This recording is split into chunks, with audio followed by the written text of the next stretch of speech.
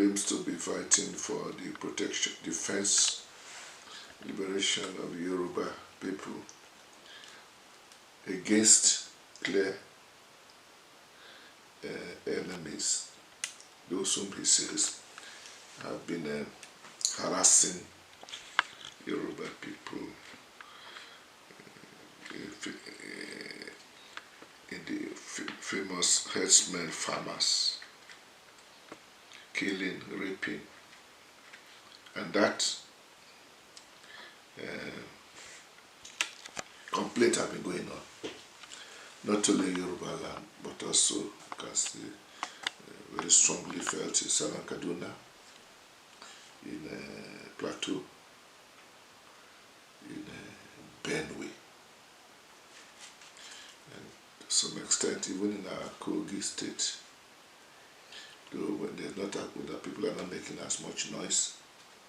But I do know that my people complain they can no longer go to farm. Okay. So it's a general crisis. We are hearing, of course, even in the far north, the same problem.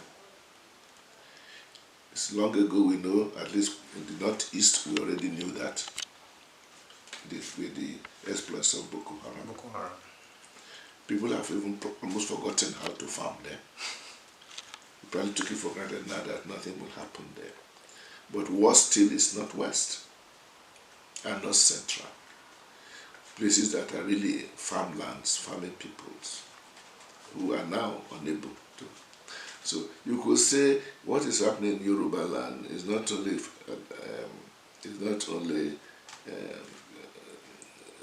problem of Yoruba people. It's a national problem, but somebody has taken it up on that level. You can say the same thing too with Kanu and his reference to Biafra.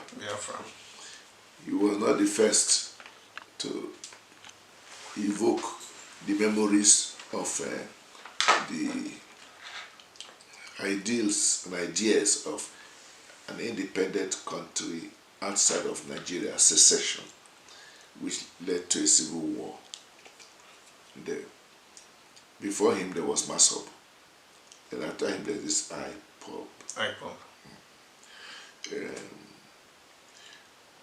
One could say that just as the header farmers problem is a national issue which Igboho has taken up very, very strongly in respect of his own people, so also the things that Kanu, IPOB, and before him Masob are all complaining about was a Nigeria that is not working well for them. But the issue is that the problem they are complaining about is also a national problem. There are few Nigerians who feel that the country is doing very well the way it is. Maybe there are some people, maybe especially now, those who are having a good time and who think the country has never been so good as it has been under Buhari, because Buhari is treating them very, very well. But anybody looking at the situation in Nigeria dispassionately, in terms of security, in terms of employment, in terms of economic development and so on, we will all agree that we have a problem. So what I'm trying to say is that IPOB, Kanu, or anybody else, they really have a case. That the case we can say is that what we are now having as Nigeria, they can find it no longer acceptable. Now, if you don't find Nigeria as it is acceptable, you have two options. Either sit here and fight to make it acceptable, or decide that you want to opt out. Both Igboho and Kanu both are saying they want to opt out.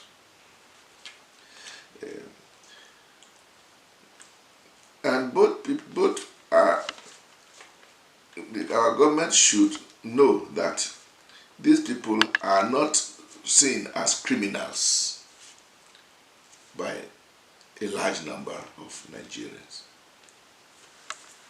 And here the ethnic aspect comes in.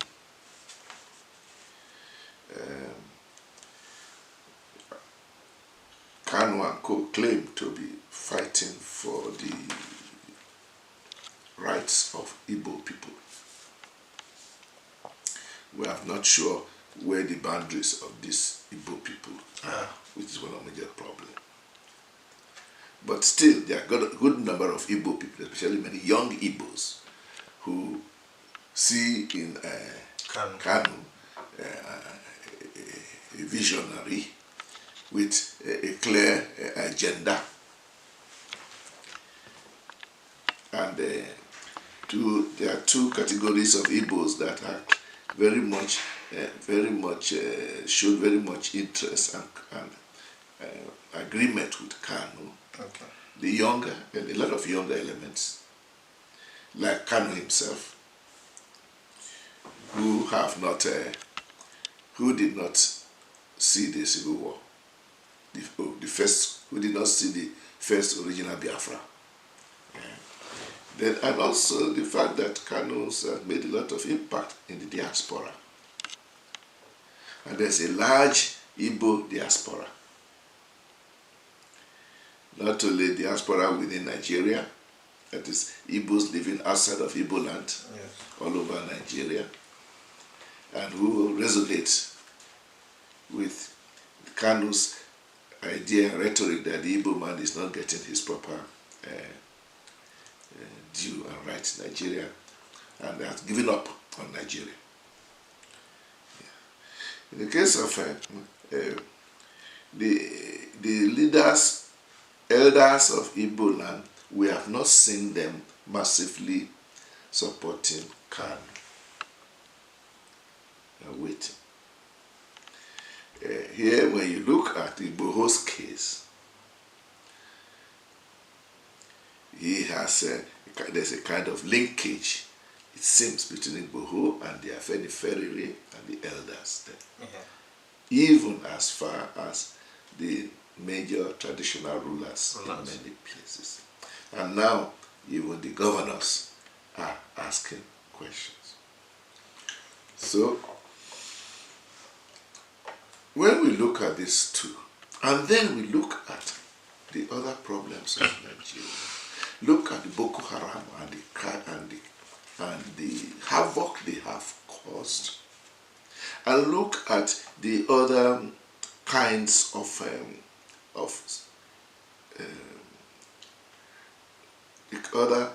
of attack on the security of Nigeria from other groups in the north.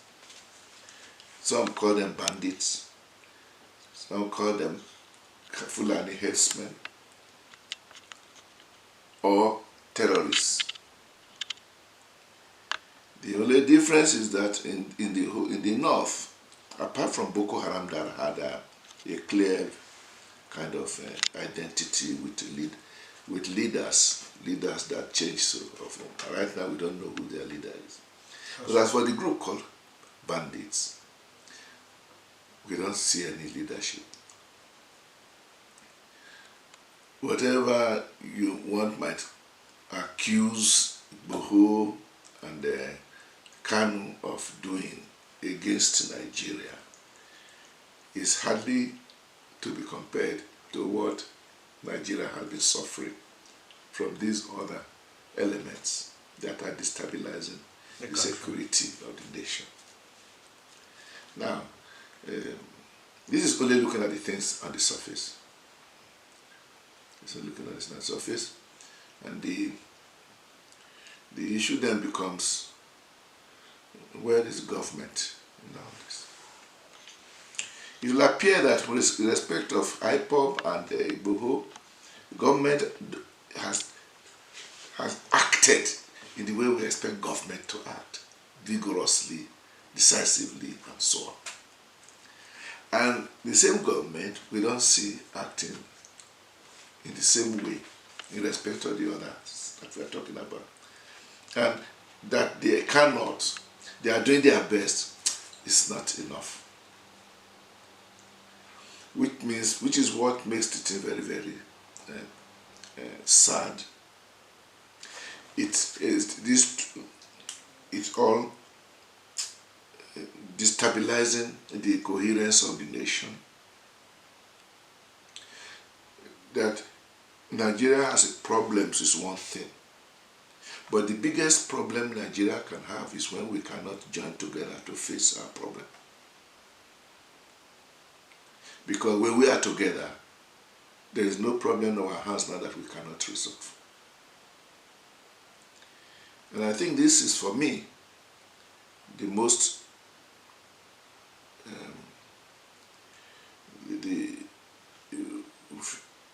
for me, what I believe the greatest disservice that the Buhari regime or Buhari himself has caused to this nation. Namely, he has taken actions and inactions that have not helped to bring the nation together, but has rather polarized the nation. No, I mean, well, the simplest and clearest one is who are those who he invites to run government with him?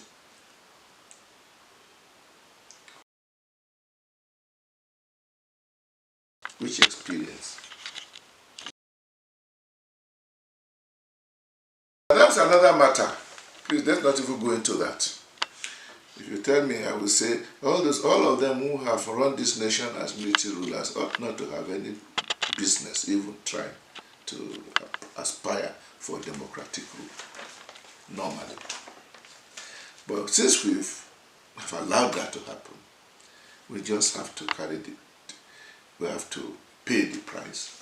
Of not only allowing former military dictators to become our elected leaders, but to even allow a situation where they get elected. Obasanjo perhaps was a bit more careful, but there was still the strain of military dictatorship even in a lot of his attitudes. Maybe not his fault, because the military ruled for a long time and probably got the feeling that they have learnt the art of ruling, that they know how to do it. See, once in a while Buhari complains that he cannot do things the way he wants to do it because he's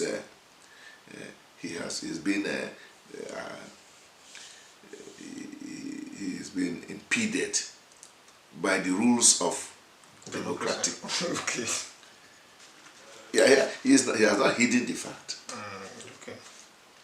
Yeah. Well, for example, he will say when he talks about corruption, you know somebody is a thief, but you cannot catch him, and he's moving around. Whereas if he had his way, we simply round them up and throw them in jail. That is modern democratic rule. Oh, okay. We cannot have our cake and eat it. Yeah. But the fact of this is that is part of the problem too. Okay. That and don't forget, it's not only former military dictator who is in government. There are many other soldiers who are now very, very important people in government. But it comes back to where you started from. I do not think the greatest problem with Nigeria right now is Igboho and Kanu. Yes. At most we can say Igboho and Kanu are symptoms of the serious problem that we have In the country. Yes. Igboho's cry for Biafra is a cry of anguish. Kanu's cry. It's a cry of anguish. Okay. This country is not working. I don't want to be part of it anymore. If you start asking the question whether Kanu really has a well-articulated plan for the actualization of Biafra, then we need to see a little bit more evidence. Because what if we learn any lesson at all from Biafra, it is that if you don't secede by force. Because when you have to work towards a secession through negotiation, which is not impossible. It is possible. And if that is the way out, then the way Kanu is going about it is not exactly likely to achieve that kind of objection.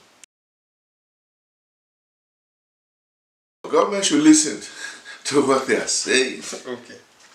And a government should do well to listen to those of many Nigerians who don't agree with government but does not want to destroy this nation. Okay. And they should leave more room for people to really say that things are not going well. And listen. When I say listen, means also take action. Change the way things are going on. And then that is why all this discussion about reviewing post-constitution is very important. That rules have been made now that has made Nigeria difficult to manage well. Let me take a simple example. We have this whole idea of federal character. And we have devised this kind of method. The idea was to accommodate all parts of the country so that we can all grow together. That was the whole idea. And that was probably the justification for even what the Americans call affirmative action, meaning going beyond and bending over backwards to give special consideration to certain places because they don't want them to be lagging behind. That's okay for a while. But when you have a situation of that nature, which ends up dragging the whole country back, instead of bringing the whole country forward, then it's time to look at it now. Okay. See it again. I've always, the one that has always concerned me is, you have a classroom, the children in primary school. No, children in secondary school. They've been together in the school, they have been doing their exams and they have been passing. Then at the end of school year, when it is time for admissions to universities, you begin to apply unequal criteria for who will go where. And the child, young child, just cannot understand. Why is it that I cannot get admission, even though I have done better than so and so? And you are telling me it is because of federal character. We are having it too even in employments. And from employment, you have it also in promotions. We are told that it is the price we must pay for. There are some people who think this price is too high. In my own opinion, since I brought out that example, the question we are asking ourselves is, what good has this system brought to the places that we want to help to get up? After 50 years of affirmative action, of federal character, of special consideration for so-called disadvantaged states. After 60 years, those states are still even more disadvantaged than before. Isn't it clear, therefore, that the system is not working? And I am from Kogi State. We have never had the luxury of having very special attention paid to our states. In fact, we are more or less classed as quite, as far as education is concerned, we are not disadvantaged because our people have always been into education. But our colleagues, our brothers and sisters from the far north, who have managed to become quite educated, and many of them very well educated, I keep asking, how can they see? Don't they look around them and see what is happening? Well, is it apart from the normal education? The special provisions were being made for nomadic education. The idea was that children of those nomads should not be left without education. Billions were appropriated for it. And what have we seen? Has it changed anything among those? Some time ago, we were hearing a lot about Almajiris and special effort to be made to rescue the Almajiri.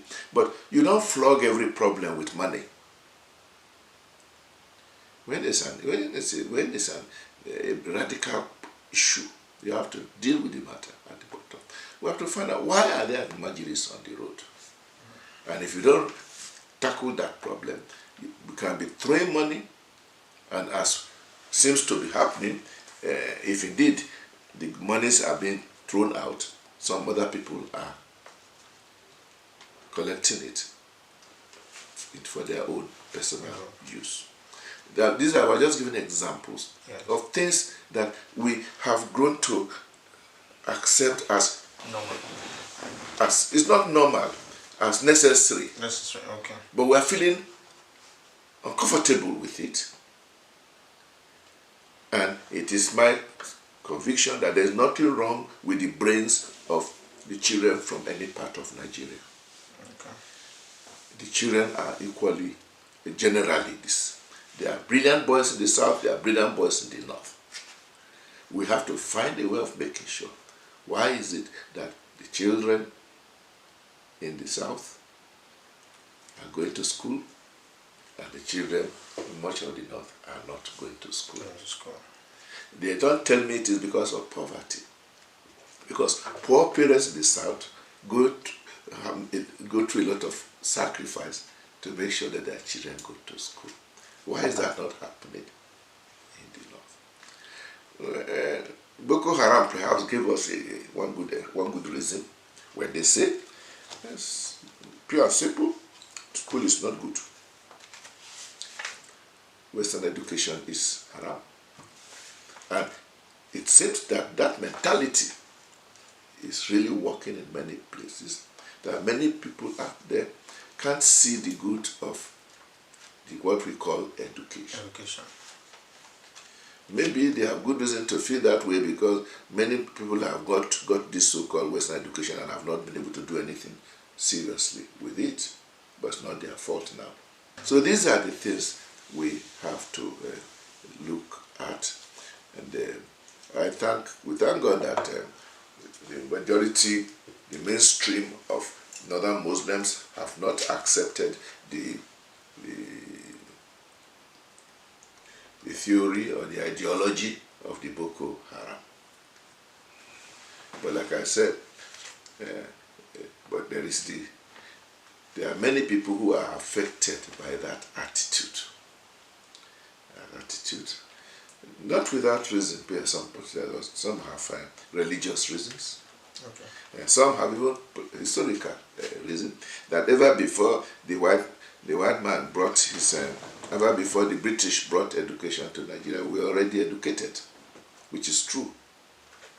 From that point of view, the northern kingdoms at first, and later on the Fulani Caliphate, they had a system of literature. They were not illiterates. They were reading, writing, and communicating with abroad, etc. But that was 200 years ago. Nobody stays the same place. And if anybody wants a clear example, go to Dubai now. Go to Abu Dhabi. These are Muslim nations to the core, but they are not sitting down on the whole Islamic religious studies. They are now one of the best. In fact, they are going to space already. From point of view of what they call Western education is not Western. It is modern education. It's not Western because the same education that is taking the Chinese where they are. Are the Chinese Western? Are they Christian? No. So there is something about modern education which any country and any part of any country that ignores it will suffer. The world will leave you behind. Well, I don't know the details of how he was brought back. We are only hearing that he was kidnapped. The only thing we can say is that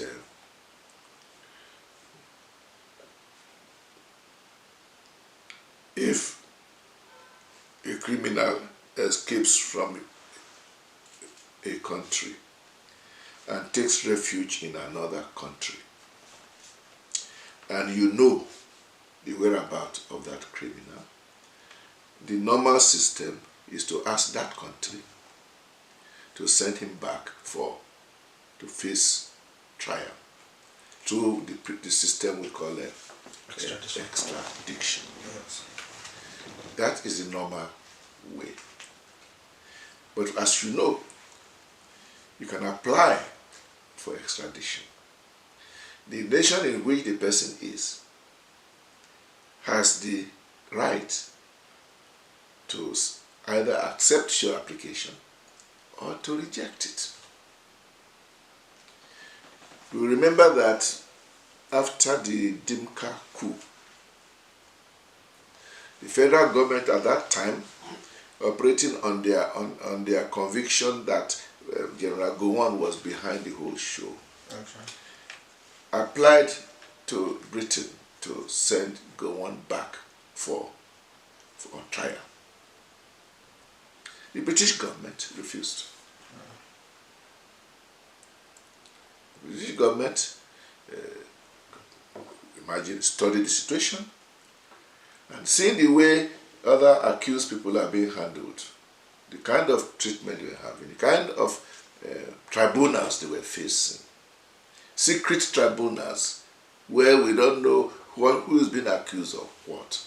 Britain decided that Gowon would not have a fair trial if sent back to Nigeria. So they retained him. Not only retained him, but protected him.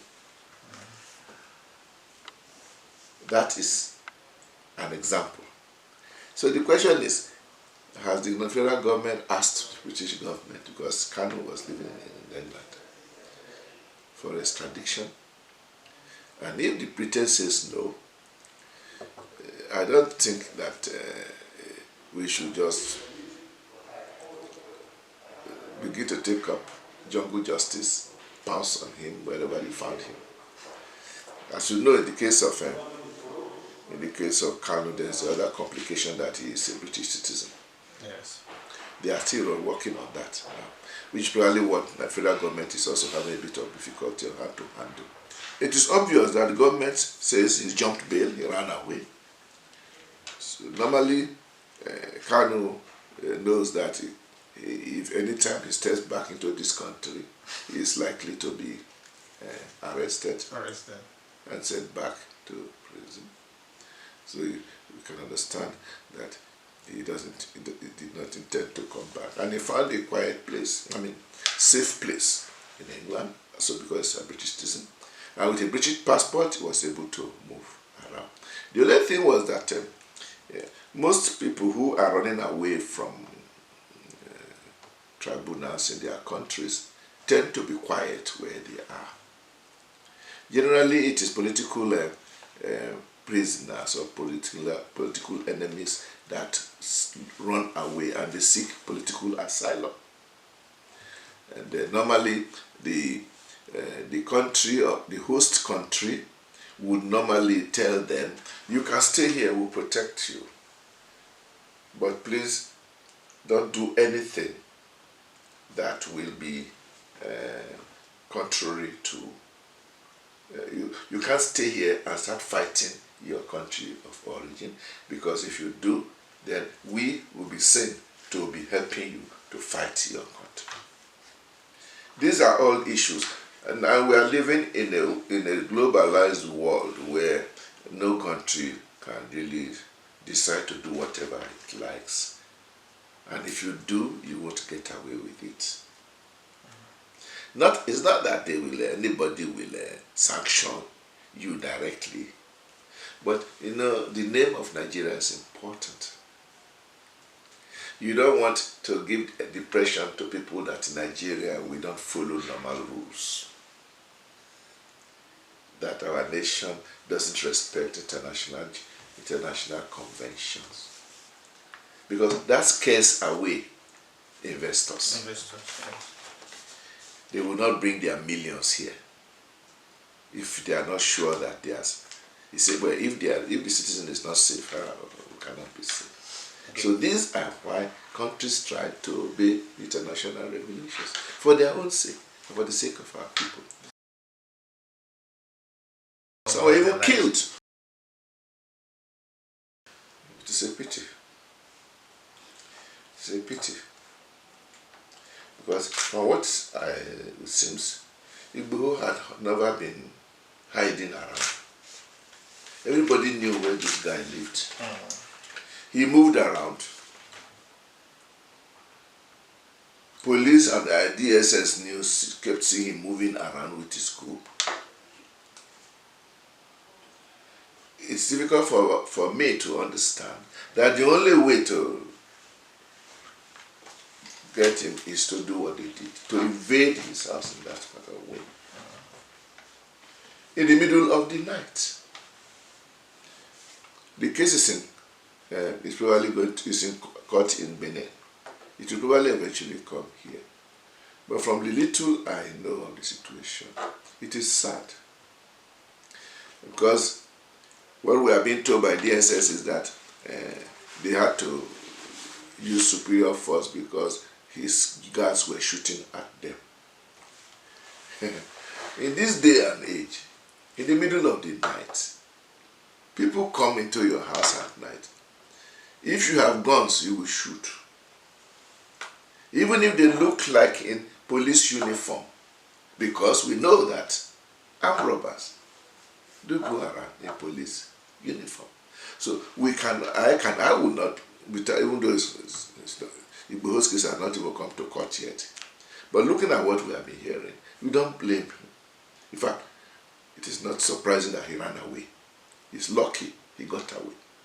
Okay. Because if he did not get away, just like the two of his people were killed, he himself could have been killed. And this is operatives of the government.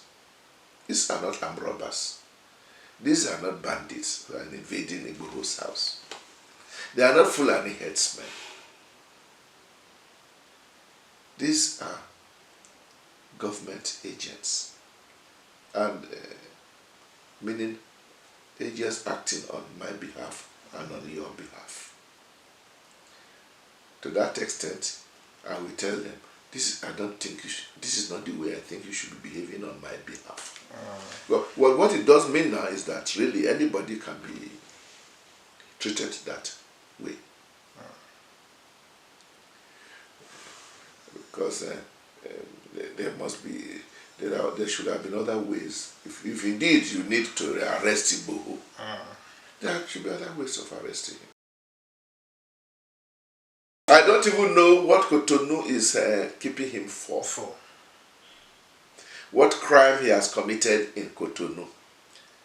The only thing we're hearing is that he had a Beninois passport, which is considered illegally acquired. Well, acquiring a passport illegally is not a crime that brings down the heavens. How many foreigners are carrying Nigerian passports right now? Yeah. And with the open borders in the north. And many Nigerians, including Mr. President, who claims that he's also a native of Niger Republic. My goodness, no. So what I'm saying is, yes, I don't think that is no reason to put Igboho on trial. I do not know what they are putting him on trial for. It could be that Nigeria has asked Benin to send him back to Nigeria. And perhaps Nigeria has decided not to find a way to kidnap him in Benin, like they did, I don't know where. We don't even know exactly where they kidnapped him from. Some say, the other man, Kanu. Some say he was kidnapped in Ethiopia, some say in Kenya, but we don't know the full story. Well, in the case of Igboho, we don't know what he's being tried for. Maybe if, and I haven't bothered to check.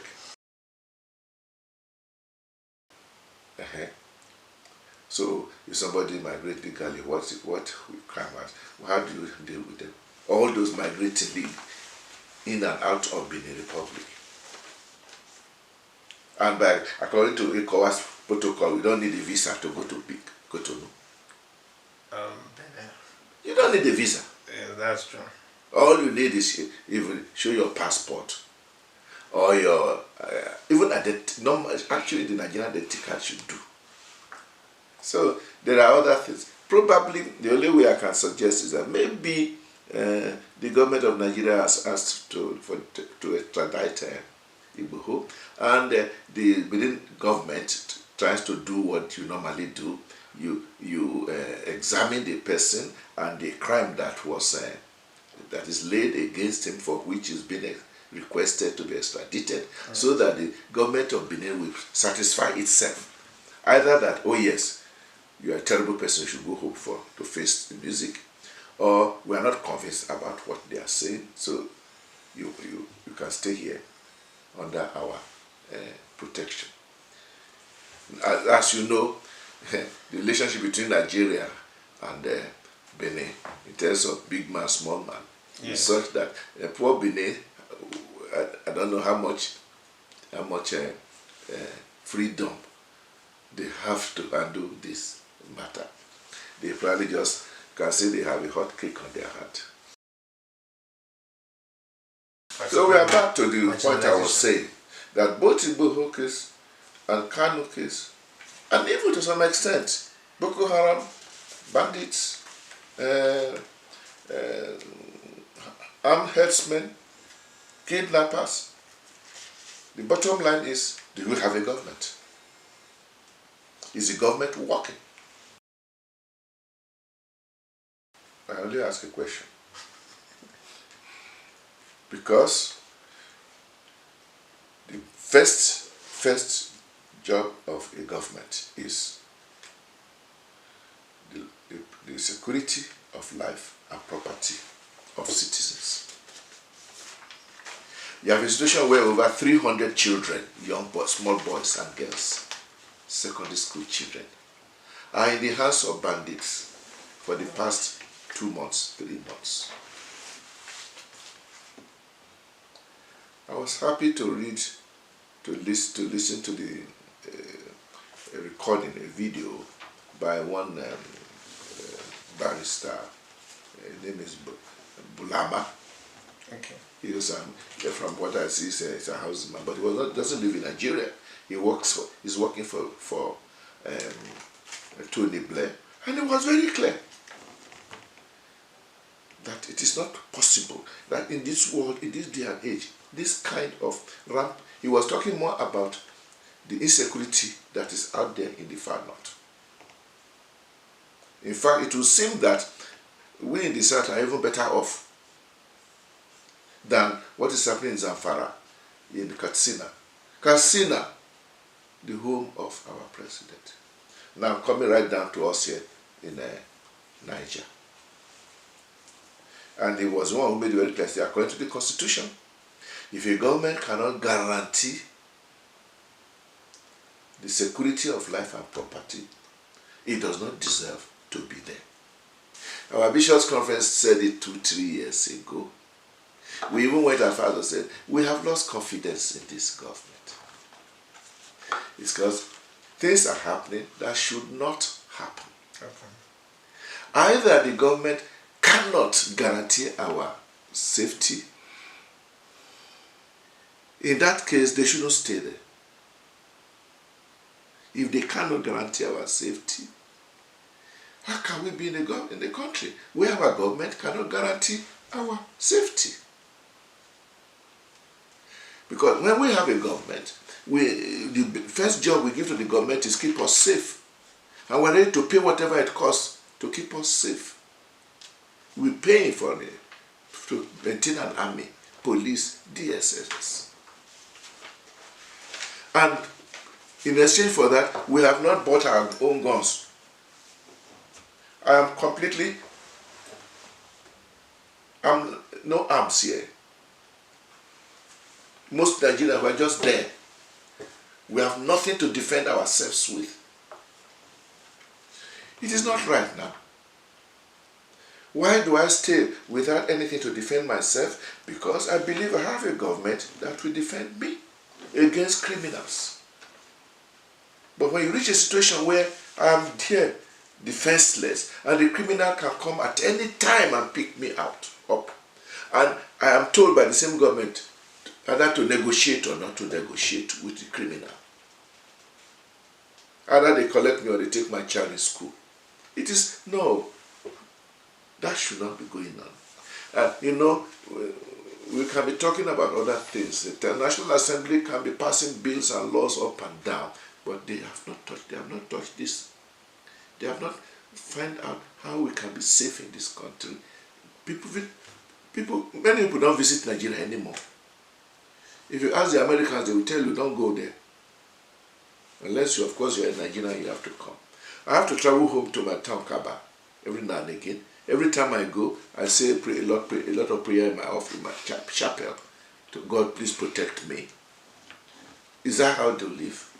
And when I get home, my people, my cousins and so on, who are still trying to farm, tell me they cannot go to farm anymore.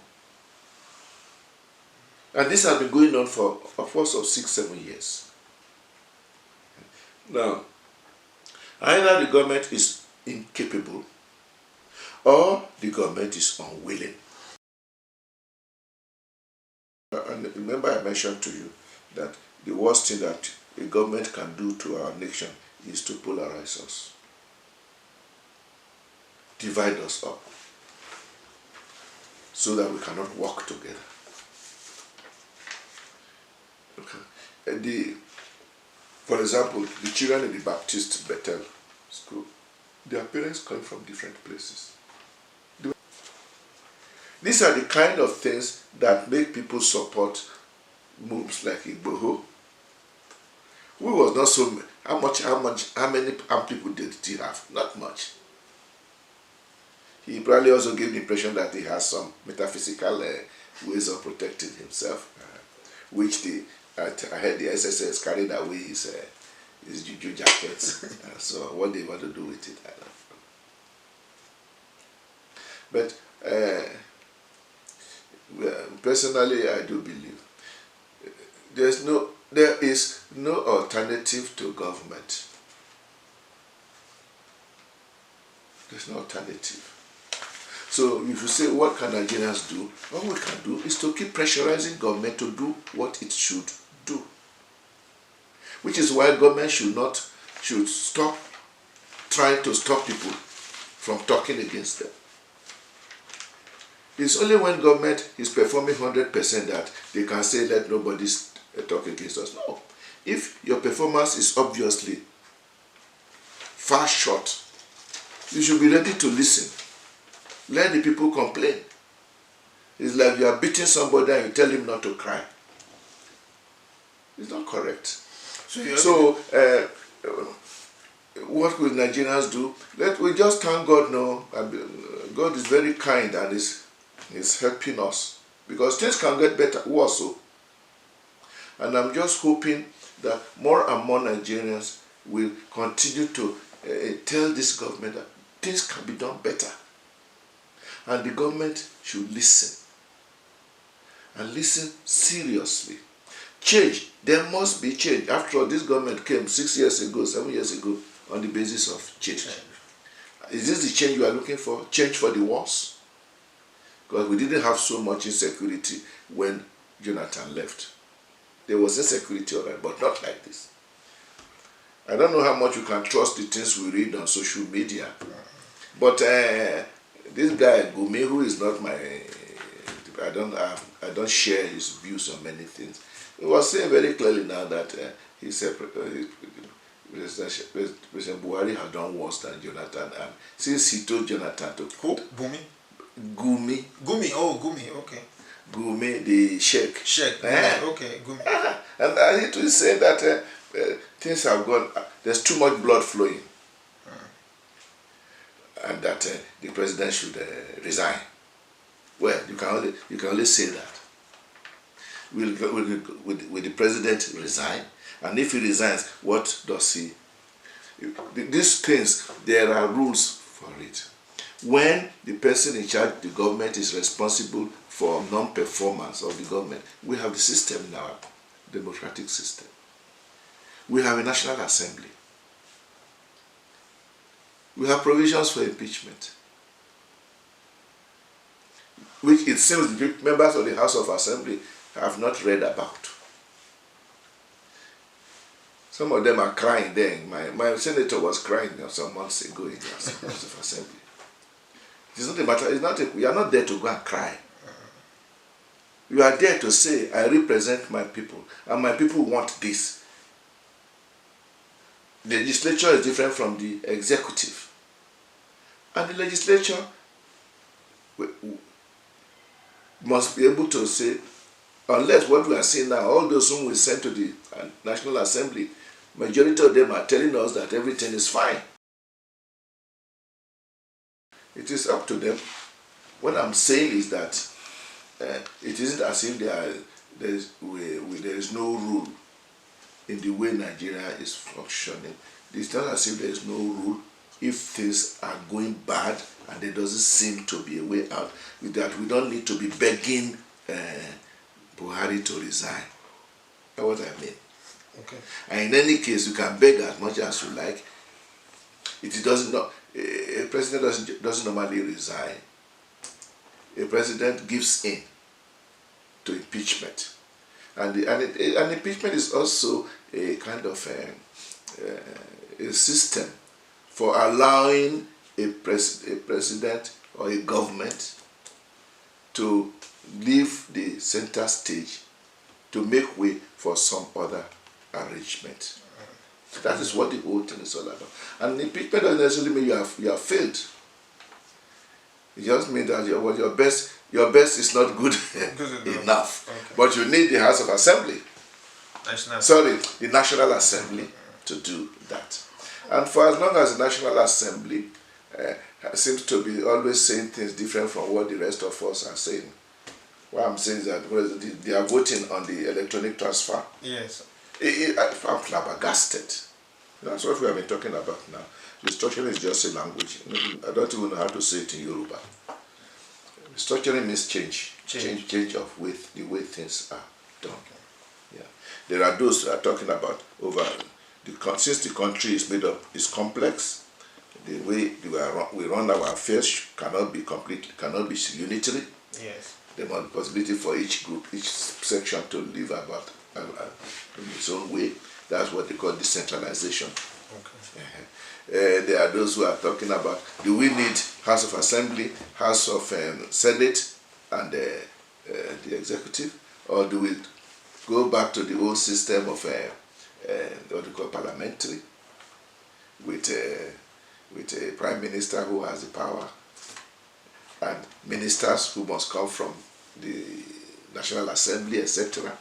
The people are making all kinds of suggestions, But my own feeling is that no matter what changes you make, until Nigerians are ready to obey rules and do things properly, we will continue to have our problem. Which is also to say, despite the fact that our constitution is not really so good. There are too many lacunae, too many contradictions. We are not even abiding by all that is in the present constitution, because there's enough there for us to be able to even live fairly happily. Even that we are not following, because a lot of things are being done that should not be happening. At the end of the day, we all know ourselves when we are doing well and when we are not doing well. People are going from bad to worse. The youth are losing their faith in the government. In fact, it is difficult now to even find people who trust government. Before we reach there, because 2023 is 2 years, there are some important things we should sort out before we reach there. The only thing I can say is that the election of 2019 was not free and fair. So what we have here, I disagree with those who say that's what you voted for. We didn't. At least I did it. I did it. Okay. So when you have a situation where the elections are not properly done, you start off very, very badly, because it means wrong people are put in the positions of leadership, and the people who ought to be there are kept on the margins. And you are told to be patient and wait for the next 3 years. Is it every 3 years? Is it? How often? 4 years. 4 years. Wait for the next 4 years. No, that's not democracy. And when politicians say that, they forget that the right of the citizen is not just to go and vote for you. The citizen continues to have the right to also monitor how you rule. The first thing I think Nigerians should do, let's look seriously at the election. Okay. To try our best to see whether we can have a proper election. Okay. Secondly, the political parties. I don't know whether there is any hope in changing the attitudes of the present major political parties. Okay. And new political parties are always a problem. We end up with 20 new political parties, which means none of them can take us anywhere. And so, since we cannot predict how, it all boils down to the meaning of politics. When people see politics as where to go and make money, not where to go and serve, you end up finding that political parties become a forum for ganging up for making money. Okay. Whereas it should not be so. It is sad that most Nigerians, the idea that most Nigerians have of politicians is certainly not of people who are very much ready to serve the nation. And especially as they see somebody who is almost bankrupt enter politics, and then after 2-3 years is bouncing with plenty of money. That means that's the place to go and make money. And that's not what it is all about. And that's why we are where we are. I'm not one of those who say that there's no hope for Nigeria. People like Kanu says there's no hope for this contraption. And all they will do are people are saying this. Okay. It is better for us now to be together. What I have always said is this. Our country, it is difficult for us to stay together. If we put it differently, for us to stay together, we need to be ready to pay the price of unity. But if we think it is too high a price to pay, and we decide to scatter ourselves, we should know that the cost of scattering ourselves is far higher than the cost of keeping us together.